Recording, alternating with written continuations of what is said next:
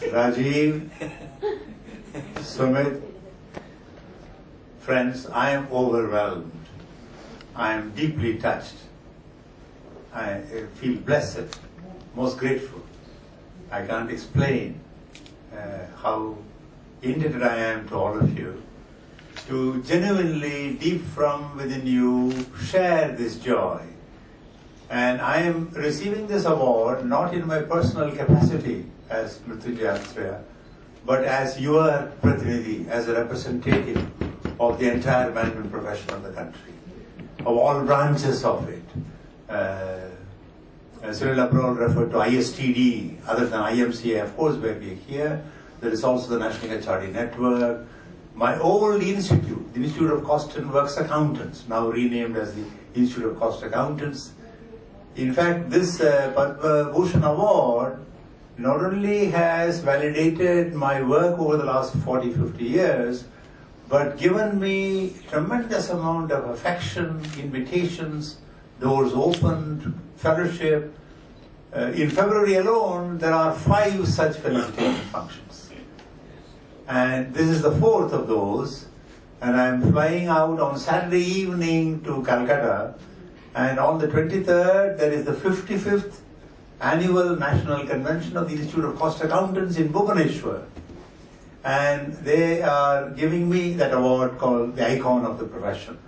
Now, this is very highly satisfying. We talk about job satisfaction, career satisfaction, life satisfaction. I went to Calcutta at the age of 19 with only a bachelor's degree. And I had at that time learned shorthand and typewriting. The first few months my salary was as a stenographer. But in July 1961, I got the All India Gold Medal in Costing Intermediate. My first celebration in Park Street over a glass of beer in Olympia was that gold medal. Then it went on from there. So I'm most grateful to all of you. And I think much of the praise is in fact partly affectionate, but it reminds me of my tremendous responsibility, of deep within me how I should have done more.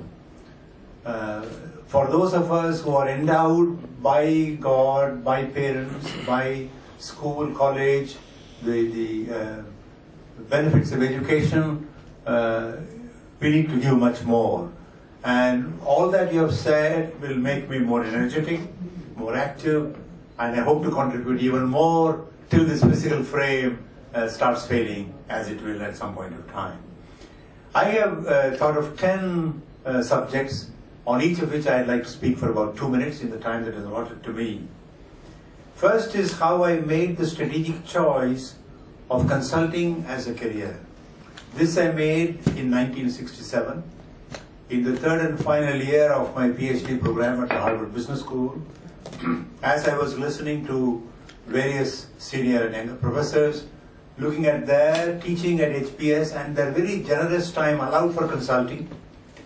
And in the US, there is no fee sharing with the school, unlike what we have in India. 1/3, 10% plus goes in overheads and 1/3 of the fees goes to the institution. I came to the conclusion that while I may teach in an MBA program for some time, MBA graduates will take a long time to come to senior positions and make an impact on their organization.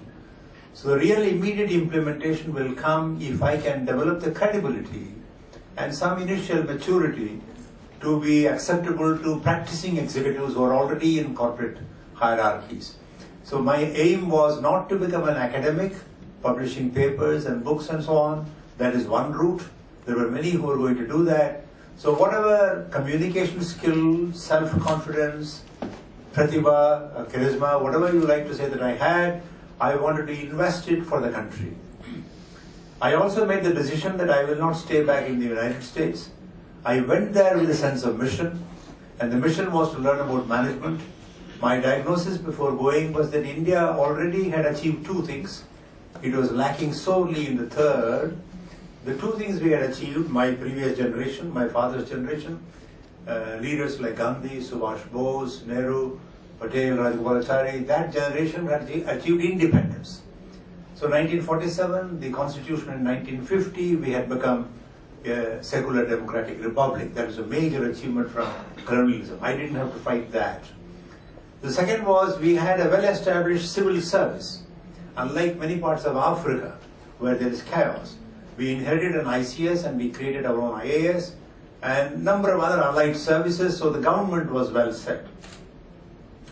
What India needed desperately at that time was a management profession to run industry, to create economic growth, to go beyond agriculture, to transfer people and resources from the land into factories. So I said, this is my mission, in life mission. I would like to be one of the pioneers, founders of what would eventually become the Indian management movement and profession. I went to the US and I returned to India because it was always clear in my mind that this is my karma bhumi. I was in IIM Calcutta 67 to 72. I think in her excitement, my wife failed to mention one reason which she told me at the time she accepted my proposal was my sense of mission and commitment to the country, my vision for the long term, something larger than just a personal life. So in IIM Calcutta, I began part-time consulting. The institute did not offer consulting under the institute's name.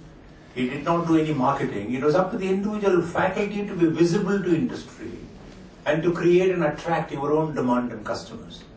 So I was among the 3 or 4 in the institute who made an impact on industry. And IIM Calcutta at that time had the most powerful behavioral science group in the country. And my diagnosis was that Indian industry lacked 2 things. 1, long-term strategic thinking, and 2, team building, organization development, people management. It was much too hierarchical and much too short-term oriented. So in IIM Calcutta, through this process, for example, when Ahmedabad Management Association did a felicitation function on 12th February, they recalled that I had done a one-day seminar in 1968 in Ahmedabad, a year after I had joined IIM Calcutta. I was traveling around the country, the summer months, whatever time, the 20% that we were allowed for consulting, I was fully engaged. And by the second year, I was paying back my salary to the institute already in terms of the 1/3 share for the institute. So this was a good learning. Then I had this fellowship, the visiting appointment at the London Business School. I moved on to Strathclyde. I was in the UK for 5 years, 73 to 78. And I would look back and look at that period as the period where I was able to hone, sharpen my consulting skills. I was already a good teacher. I was getting good ratings. The IIM Calcutta students were already publishing every month a school magazine where they would rate the faculty, and I would come in the top 2 or 3 of the ratings. So in London and Glasgow and traveling into Europe, watching my colleagues, compared to the American approach, the British and European culture has some other strengths which are useful to pick up. The Americans are much more direct and confrontative in communication. The relationship matrix that I was able to develop later grew out of these kinds of experiences. The British European consulting style would be to avoid a direct confrontation, but to explore, find out, empathize, understand, respect the other person and point of view, and take it from there. So during that period, I was also teaching in a number of executive development programs of the LBS, other than the MBA program. Now in the EDPs, any professor who was directing a program was completely in charge.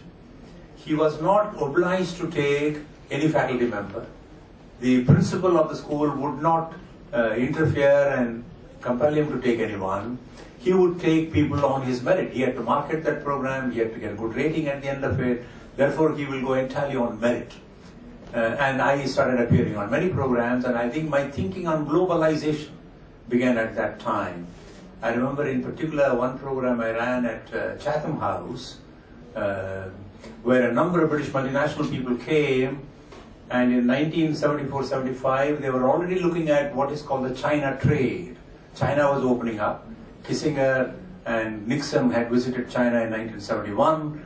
Political relations were established.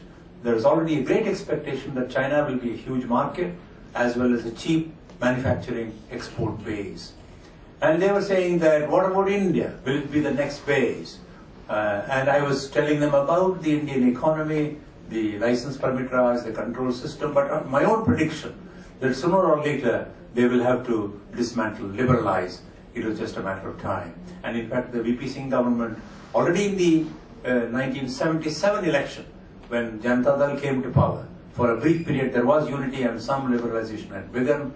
Then the long-term fiscal policy in 85. So 91 was not a sudden development. Forces were leading up to it at that time.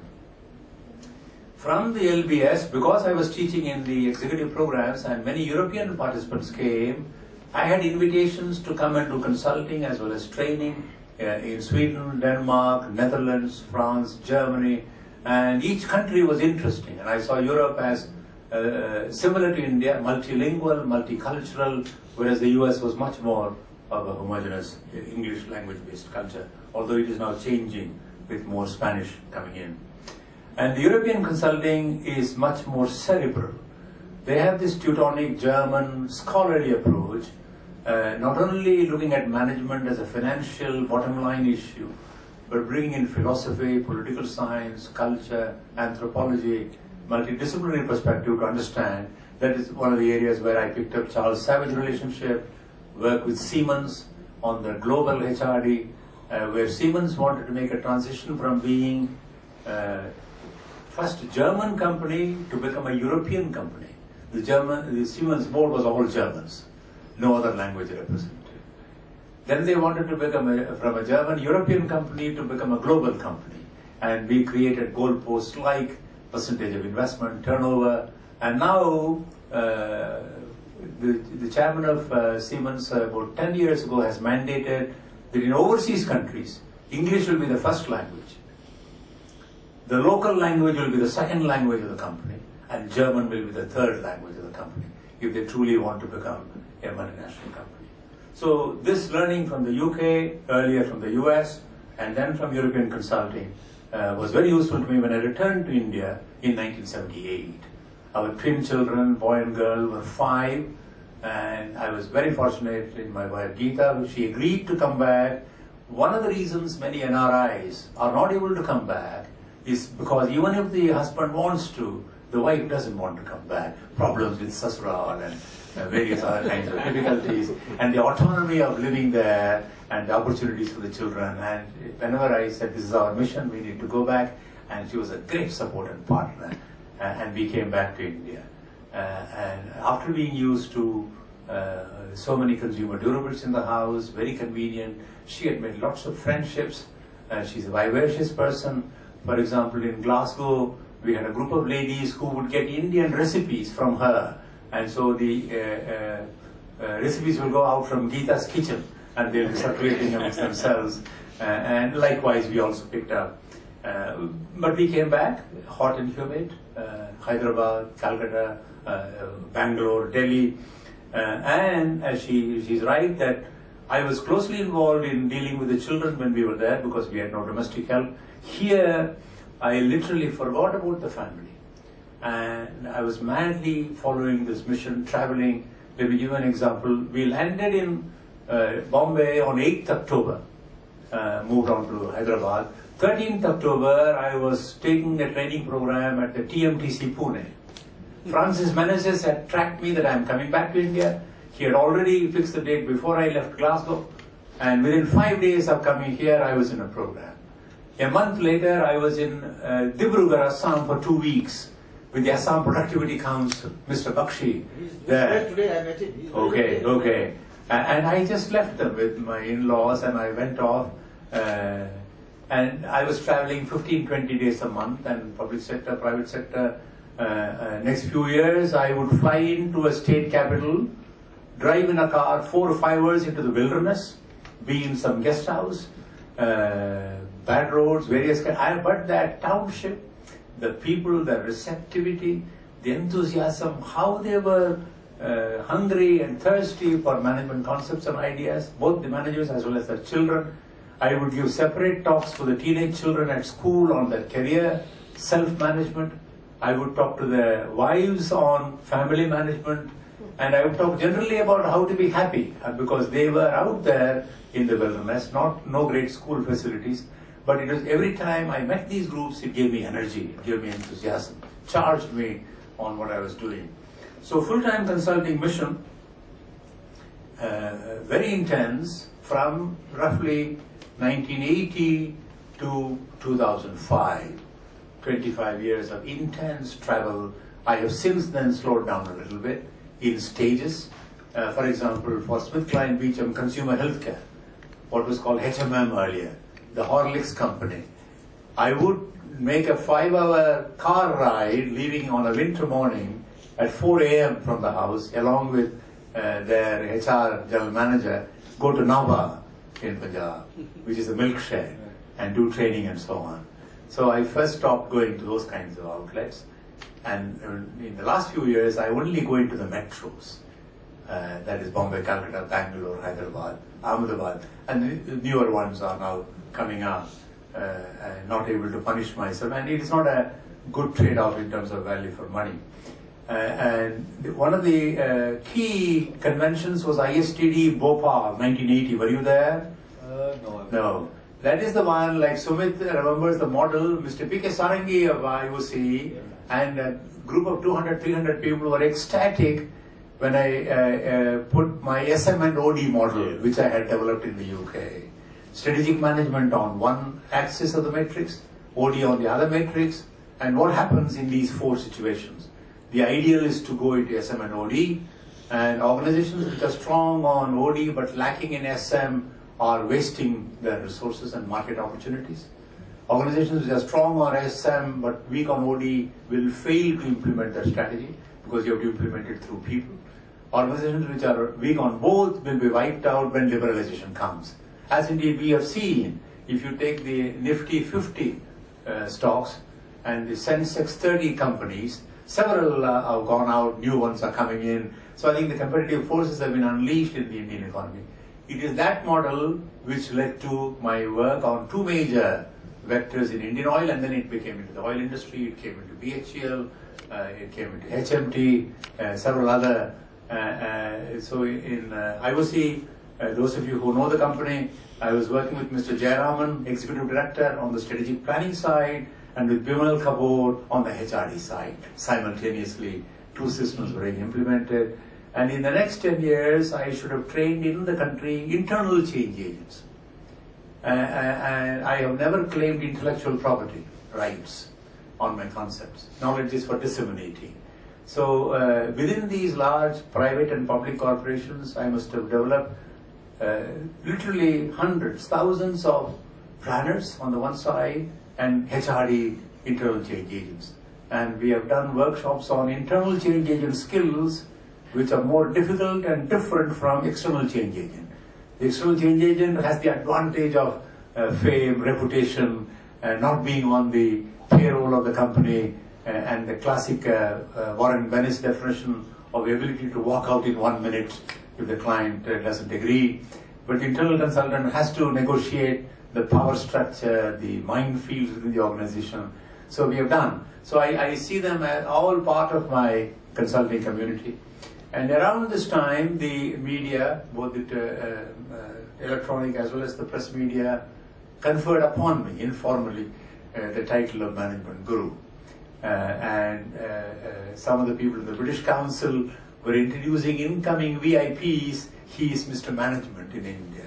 It was embarrassing, but it showed the enormous kind of need and responsibility that was on me in this country, and many others have shared it. Somewhere in the mid-90s, with the liberalization, LPG policies, we have done more of liberalization, little less of globalization, much less of privatization actually. A great deal more remains to be done. But around the mid-90s, the Indian opportunity came to light, and the international consulting firms have come in here. Naturally, no one has a monopoly of a country market for a long time. Now we have the accounting firms, McKinsey, BCG, various other firms are here, and this is good. And many of the consultants like Tinu Puri, Kito De Boer, who was in the Bombay National Management Convention in 1996, acknowledged in the public forum, Dr. Athreya has created the field of consultancy into which we can now enter and expand the business. Naturally, institutions with large numbers of consultants. For example, the global accounting firms, you may be aware, have a consulting manpower of 150,000, and some of them have 20 to 30,000 in the country. And I've been encouraging many small consulting firms here in India to merge and create bigger ones, and we still have a long way to go. The other alternative I suggested is happening for Indian professionals to take over these consulting firms. They are a substantial part of the human resource talent. So although they may have titles which look Anglo-Saxon and foreign, in reality the brain manpower is substantially Indian. Then my consulting also entered two other phases. The consulting with industry was for profit. I used that income to subsidize my other consulting work. So there are three parts: industry consulting, government committee work, and NGO sector. So I had to run a small office. Later on the term came into prominence in the late 80s. I must be among the first in India to have what was called a SOHO, small office, home office. And for a while, people like Mahindra and so on said, this is the Mecca of management. Anybody who wants to come to Delhi must come to this house in Chittaranjan Farm. These things go for a while. So one of the most satisfying things was my work on the Telecom Restructuring Committee. It was very hard work, very tough work, because the engineers, telecom engineers, a cadre of officers with permanent employment, guaranteed security, pension, and 400,000 employees of the Department of Telecom, various unions demonstrated when the committee was working, when in session. They threatened about the kind of recommendations we may make. And one of the government officers has to be in the committee, and a joint secretary rank was the member secretary. They would not let me write the report the way I wanted to write. Finally, 6 members of the committee, out of 9, including Sam Petruda, Dr. V. Krishnamurthy, and Vittal, and Mr. Pai, consumer activist from Bombay, said, Dr. Athreya, we are with you. You have tried hard enough. You have been very conciliatory. But we will now submit a majority report. Let them write a minority dissent report if they want to. And we did.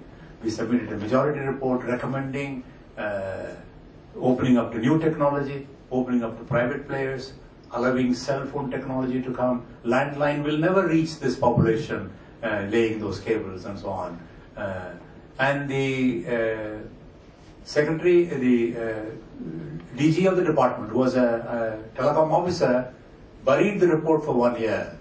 Government fell, new government came.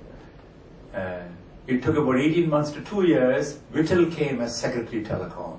We put the message to Prime Minister's office that you have to be like a CEO. You cannot leave it entirely at the discretion of a particular ministry, what they do with the report which has national implications. So they stepped in and brought in an IAS officer. Only a non-technical officer would have implemented our change. This is a problem in our, at that time. And I think the floodgates have opened since then. But one of the recommendations we made was very tough to implement. Now we understand. It was done much later. The corporatization of BSNL. That is, until you hive off operations. So we gave a model which said separate, is a triangular model, separate policy, regulation and operation. This has now fully happened. The role of government, Department of Telecom, is only policy making, such as this auction of spectrum and so on. Then there is an independent telecom regulatory authority, and all operation is in the field, and public and private sectors compete with each other like they do in oil and fertilizer, power equipment and so on. So we have MTNL, BSNL, as well as Bharti Airtel, Idea Cellular, Tata Telecom, now Reliance Telecom, and so on. The same thing happened when I was on a civil aviation committee. It was an Indian Airlines domestic monopoly and Air India international monopoly. We were losing market share. Incoming Indian tourism was mainly on foreign airline. Outgoing Indian tourism, only the official passengers were in Air India. much of the population would prefer to fly other airlines. And now we have a number of private airlines. And when people worry about the collapse of Kingfisher, my message has been, don't worry. Whenever you liberalize, the logic of a market is many people will enter. Good. There will be a shakeout. And Indian civil aviation future is assured. If we have only 3 companies eventually, that's good enough. And they are Jet, Indigo, SpiceJet. These are good enough. But Go Air is another good company. Air Asia has come in. There will be enough competition. The same thing has happened in banks. Public sector chairman, Union Bank chairman, himself regretted that despite all the efforts, the public sector bank branch is open to the customer only for 4 hours a day, 10 a.m. to 2 p.m. And now you have 24-hour banking, anytime banking, ATMs, telebanking. So there is a revolution in the banking sector. They need to have more players, new technologies coming in. So my work with government took more and more of my time. Very kindly, Dr. Rangarajan, Montek co-opted me into a committee to select chairman and executive directors of major banks. So we brought in here the HRD ideas of merit, no concept of seniority, bypassing if necessary, and digging deeper and going to GMs, DGMs to look for talent, and minimum tenure, not this idea of somebody has 6 months to go, 1 year to go, he will still be chairman. So we need to have minimum of 3-year term, and many of those kinds of things have been implemented. Non-profits, at one point I came to the conclusion that we need another triangular model. I think somewhere Lord Shiva is in our minds. Just like I said, policy, regulation, operation, we have to have government, market and civil society.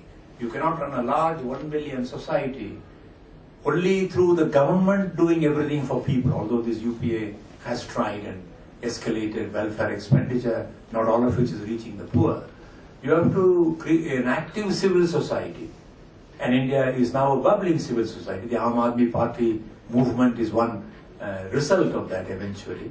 But a number of NGOs, for example, in the microfinance movement, women's groups, thrift groups, self-help groups, organizations like SEVA, Self-Employed Women's Association, throughout the country, and specialized NGOs such as now I am helping Sarthak, the one that is working with disabled people, and Pushpa Sundar, who was in the IAS, who left the IAS, attended one of the FICCI conferences where I was speaking on CSR, and she was very skeptical about industry.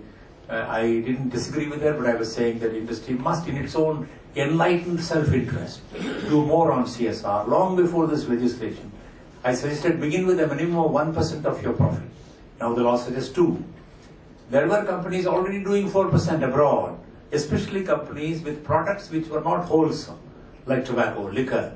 To overcome the bad image of those products, they did 4% of their pre-tax profits in CSR and build other kinds of visible value addition to society.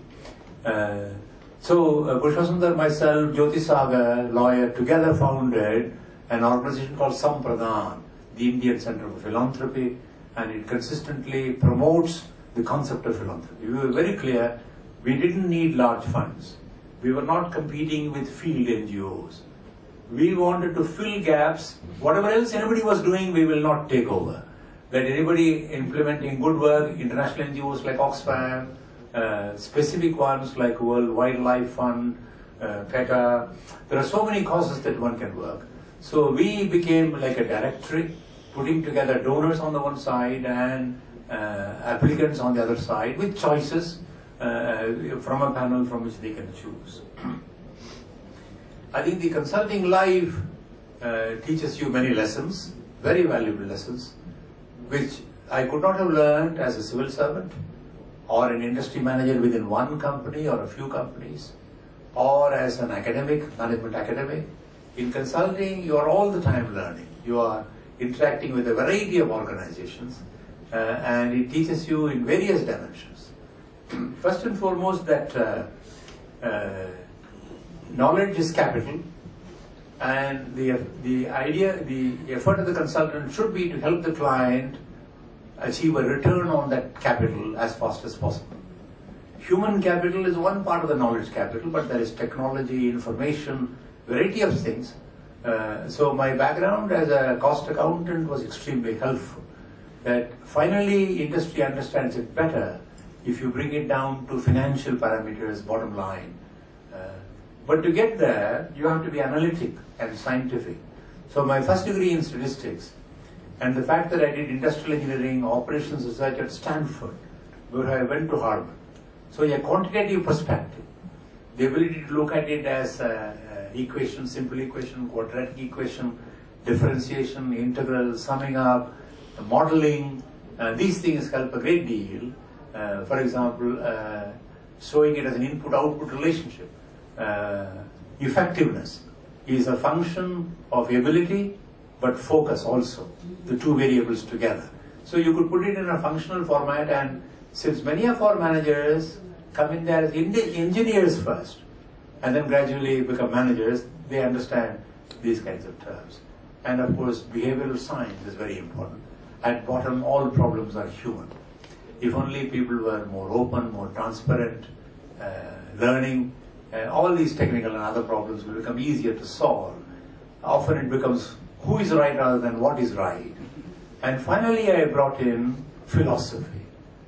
Beyond finance, quantitative methods, and behavioral aspects, some sense of values, ethics, that's where this care, compassion, some of the profound ideas of both Hinduism and all other religions, that life is eventually short, impermanent. Things will keep changing. So don't hold on to it. Career planning, succession planning will not work entirely on the basis of replacement charts and paperwork in the organization. I try to plant the seed in people's mind that this job is now becoming your prison. So you have to get moksha from this. Don't wait for moksha till you die and go to heaven. Release yourself from various things as you go along. And recently I am writing a monthly column for a magazine called Tattva Loka. You may or may not have seen it. They have a page called Youth Forum. And I gave a series of 6 lectures at Chenmaya Ranjan, a branch of Chenmaya Mission in Chittaranjan Park, where I talked about what is a good life. Not the good life that Vijay Mallya talks about, but a life that you can look back upon with satisfaction and die in peace, that you have lived a good life. And there are some of our basic profound concepts of the 4 Purusharthas, the 3 Gunas, the 3 kinds of Shakti. Now this is very dicey, very difficult. I already had these ideas in my mind in 1970s and 80s. If I had said any of this in my institute in Calcutta, I would have been thrown out between 67 and 72. If I had mentioned this in West Bengal, even in the late 70s, somebody might have shot me. Because it was, at that time, Chairman Mao is our chairman, GPCR, Great Proletarian Cultural Revolution. We were going through the whole Maya there. When I went to London Business School and Europe, and people there talked about meditation, yoga, Indian philosophy, Mahatma Gandhi's contribution, Sri Ramakrishna, I said, all right, this is respectable. They are looking at it as valuable. Then we started hearing about Japanese management. Great strides in quality. Akio Morita, the Sony story, innovations, the whole quality movement. I had studied SQC in Loyola College and Calcutta. Then we were moving towards SPC, process control, Six Sigma, beyond Six Sigma. So when I came back in the 80s, I picked up courage. I would no longer be labeled as a Jansangi, revanchist, backward. Nehru had made these things very unfashionable in the country. I think he had a point at that point of time. India had to move towards a scientific temper. It's still relevant. And then my point was that Hinduism is one religion. You can be atheist and spiritual. You don't have to believe in any god or goddess. You don't have to go to a temple. But you can be a good person. And then we started the Shringeri Institute of Management. and Chakravarti in IIM Calcutta was doing very good work. And in a series of Shankara Darshana conferences, 12 of them, we brought together all these scholars from different parts of the country. Some of them in the conference spoke in Sanskrit, and we had an interpreter interpreting it in English, and so that students could see that this is not a dead language, this is a live language. You can today speak in it if you want to, pick it up. And in Europe they are returning to more teaching of Greek and Latin. So in life lesson, I would say jignasa, that the desire to learn, curiosity is very important. Karmanishta, commitment to work, never tiring. And things like keeping fit. I keep on quoting, for example, this body, mind, health, wellness, which is a very well-known concept. Many Indian and foreign magazines, newspapers, weekend supplements on them. It comes back to our Patanjali Yoga Sutra, the Ashtanga Yoga, step by step. Things to do, things to avoid, yoga, meditation, and then you gradually go up the ladder towards samadhi. So first thing is, I have a 6-step model of lifelong welfare, well-being that I now offer to young people wherever I meet them. It's helpful to even older people. The sooner you start, the better. The bottom of it is physical fitness. Next is psychological maturity. Third is intellectual depth. Fourth is aesthetic taste. Everybody must have some sense of beauty. Music, vocal, instrumental, dance, culture, painting, able to appreciate nature, and then you end up in spirituality. So the point that Sumit was referring to is a summation of my learning about client-consultant relationship. He showed you that 4-step model. And our continuous quest as consultants in the IMCI profession and in any other related management field like chartered accountants, cost accountants, Pew trainers and ISTD, quality consultants, productivity consultants, our aim is optimal consultancy. And optimization is something you never achieve. And even if you approach it, you never keep it. It keeps on because it's a dynamic field. The client's potential, the consultant's knowledge and skill, the synergy of the relationship. So we must at all times be working very hard, but be continuously dissatisfied. It's what Mr. Krishnamurti in Sale used to call divine dissatisfaction. It is not a complaint. It is not a negative dissatisfaction. A kind of a daivik atrupti, that we want to do more. So please continue to pursue optimal consultancy, both with you and from the client. We are like the bees, we transfer learning from one client to the other without revealing any technical secrets, work with different sectors, different consultancy. And my final point is that while preaching to others, the consultant should not forget his own self-actualization. It should be a continuous, lifelong pursuit till the last moment. It can even continue, in a sense, immortally beyond you if you leave behind enough ideas, people trained to continue the path. I can honestly say that in the last 50 years, I have had no grievance against India. I don't compare myself with the NRIs, PIOs and their income levels. The country has given me more than I deserve, more than I need. And I tell taxi drivers when I tip them and they protest, मेरी ज़रूरत से ज़्यादा मिली है, मेरी काबिलियत से ज़्यादा मिली है, ये बांटना चाहिए. So I have no grievances about coming back to India, no regrets, neither of us. We have never said it was wrong for us to come back from the US or from the UK. I am never bored. There is so much to do. If I had 200 years, I would like, but physically fit. And there is always something to learn, something to appreciate. And there should be no sense of possessiveness.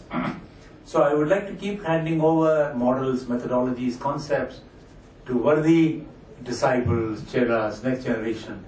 And my final ashirwad in many conferences has been that you should become a greater guru than I have been in my lifetime. Thank you very much.